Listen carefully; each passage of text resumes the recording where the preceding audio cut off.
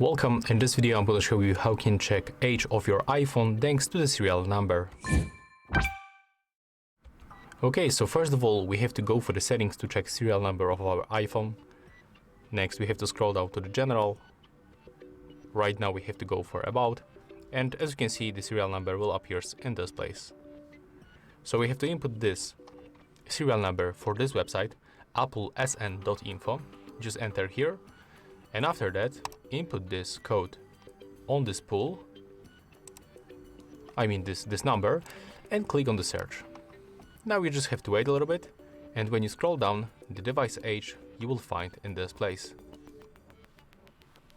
So as you can see, that's very simple. If you find this video helpful, remember to leave a like, comment and subscribe to our channel.